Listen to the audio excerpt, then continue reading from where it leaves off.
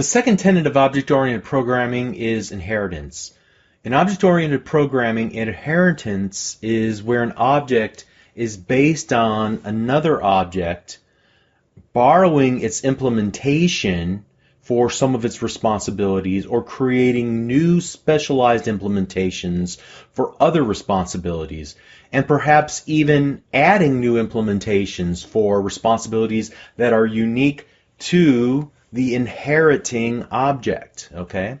And inheritance can also be in the form of a contract or an interface. So an object can implement one or more interfaces which define properties but more likely define methods that must be implemented to satisfy the conditions of the contract.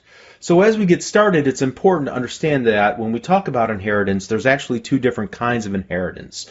There's the implementation inheritance, which we'll talk about in this video, and then interface inheritance, which we'll talk about in the next video. And so as we begin to ask, why is inheritance one of the tenets of object-oriented programming, our answer to that question will depend on which inheritance that we're talking about. So let's start with implementation inheritance. There's some important terminology related to implementation inheritance that you'll hear frequently.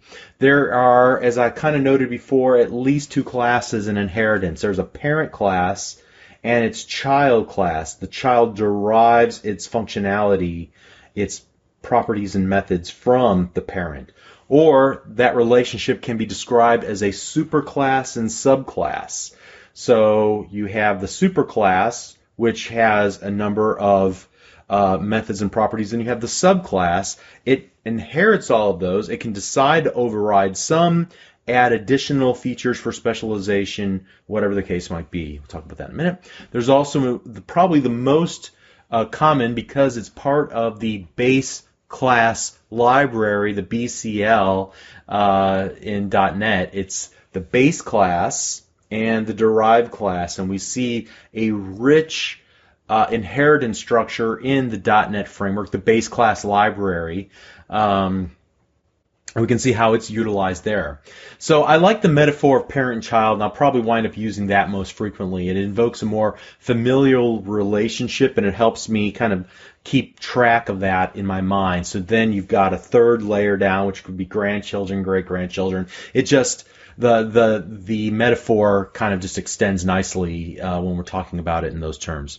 All right, so once again, let's pop open Visual Studio, because we'll start with an example and use that kind of as talking points as we talk about how do you implement implementation inheritance. So what I want to do is start off by creating a new class in this project I've created called Implementation Inheritance Example. You can pause the video, catch up with me. It's just a simple console window application. So here what I want to do is hit public class, and we'll call this automobile. And inside of this class, what I'm going to do is forego the benefit of encapsulation and just lazily revert back to the easy way of implementing properties. And so we'll go string make, and we've done this example a bunch of times, right? String model, and then prop int year. And that's all we'll do. We don't need a lot. I'm also going to create one public void display, like so. And inside here, we'll do console.write line, and then I'll go ahead and just say break. So make model and year, like that.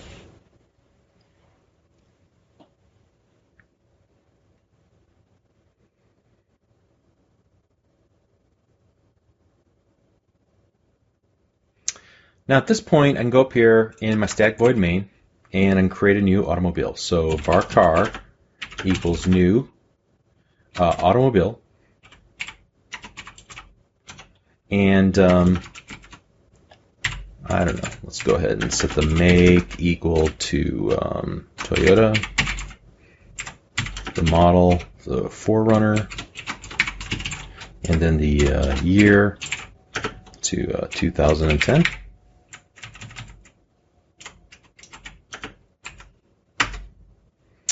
And just so you can see that, let me go ahead and move that down on separate lines. Great. And then I might do car.display, right? So at some point, I might choose to inherit from automobile because I need to specialize the display method, and I may need to add some additional information about an automobile. All right, so our first version of this is pretty simple. Let's just go ahead and add the word auto right here up front, so there's no chance that we could mistake that. And so what I want to do is create a child that inherits all of the methods and properties of its parent. And so this means that the child won't have to do anything in its body. So let's go ahead and just create an inherited, let's create an SUV. So here we go, public class SUV, and I'm going to use the colon, space, and then automobile, right? And then I don't have to do anything inside of there. And now, if we were to come back up here, I can go var SUV equals new SUV.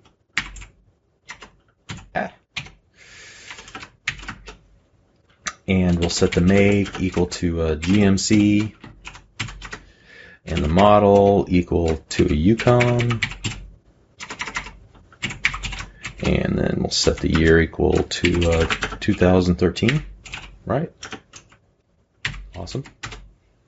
And then we can call SUV dot display. Yeah, you can. Why? Because we're inheriting everything from the parent automobile. So now when we run the application, we'll be able to see that not only were we able to print out our creation of the automobile, but then also now its child object, the Yukon.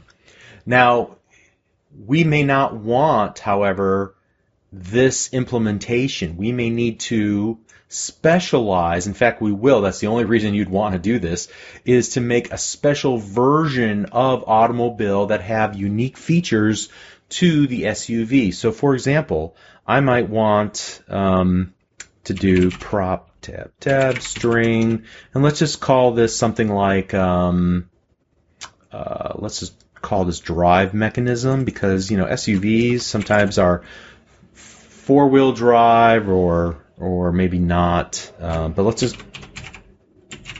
go drive mechanism like so, okay?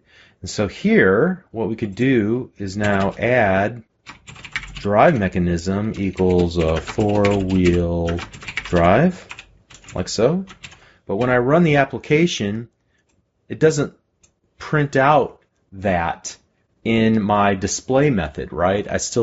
I don't get that additional piece of information. So I may need to override the implementation of display here in my child class. So let's go public void display. And you'll notice I'll get an error here, but I'll explain that in just a moment.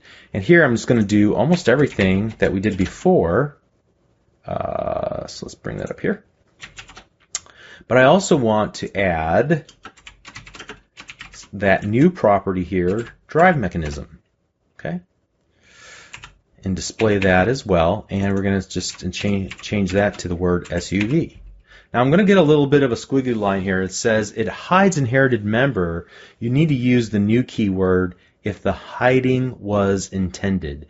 So fortunately, I can just hit Alt-Enter and add the new keyword. And now this version of the display method is covering up. It is overriding the default implementation of the display method on the parent class. All right, so now when we run the application, you can see that our old drive method is unaffected, but now we have a new drive method specific for an SUV, specific because it also takes into account the drive mechanism, which we added as well by extending the child class to make it more specific for our needs to represent an SUV. Okay? So the question that we have to answer about implementation inheritance is, why is this important? Why is it one of the tenets of object-oriented programming? And at first glance, you might see some benefit in terms of code reuse. Yeah, you can reuse parts of the object that make sense, but override and extend the parts that you need to create a specialized version of that object, specific to the responsibilities that we as the developers will delegate to that child object in the system. However, I think that if you only look at it in those terms, you're ignoring the greater benefit here, and that's the flexibility that it gives to collaborations. Remember that we're building a conceptual machine, but let's suppose that we're back to that analogy that we've been using throughout this entire course, that of a assembly line. We have a physical machine comprised of several automated tools that know how to create a specific body part, like a fender or a hood. Now, each year, whenever the body styles change, I happen to know that it takes a lot of effort to accommodate the new model year's look. It might be a new crease or a new bulge, it might be an indentation or a new cutout, but it will be slightly different than the previous years. This is what drives sales typically from year to year. Furthermore, there's a lot of effort required to change the physical machine to accommodate the various different models given a model year. So you have your sporty models, your compact models, your luxury models, your utility or SUV models, and so on. And every time we need to create a new door, for example, we're going to have to change the machinery that creates doors because we need one specific for that particular model in a given year. So whether we slice it by model year or by model type, we have different ways, different versions of the overall idea of a door that need to be outputted by our assembly line. All right? And so in the physical world, it's difficult to do these sorts of things, and it requires a lot of manpower. But in the conceptual world, this is much easier. We can create similar but different implementations of the machinery that's needed to create an object that has some variances. In other words, what if car manufacturers didn't have to worry about changing the machinery that they use in order to create a car door or a quarter panel from year to year or from model to model? What if it just changed automatically based on what they needed? Well, I assure you they would need far fewer employees and they'd be able to cut their costs dramatically, and it would take a lot less time. So there'd be some huge benefits. They would recognize that right away. But we can do exactly that when we use implementation inheritance in our conceptual machines. So now the collaboration is much more flexible. Perhaps we have a parent class that represents an automobile like we do, and then we have child classes representing the different models and model year designs. Our assembly line, I guess in this case that would be our static void main, but ideally would be a little bit more robust than that. It knows how to work with an automobile, and so it would know how to work with its children as well. I don't care who you are, I don't care how you go about creating a door, I just need a door, okay? So I need somebody to do that for me. And the child class might use some parts of the parent's functionality if it doesn't need to change it, or it could replace some of the parent's functionality with an updated door design. So implementation inheritance makes our collaborations much more flexible because we're able to generalize our collaborations between objects, allowing for specialized child versions of those collaborating objects to be used in lieu of the parent object. So implementation inheritance does save us code, but its larger contribution to the object-oriented programming world is for the generalization and specialization of collaborating objects. And this is really half the story. We'll see the payoff for this when we talk about polymorphism in not the next lesson, but the one after that. Okay, so we'll come back to this idea and see why this is so powerful when you combine implementation with inheritance with polymorphism. All right, but now let's stop and talk about implementation, or rather interface inheritance, the other side of the inheritance coin. We'll do that in the next video. See you there. Thanks.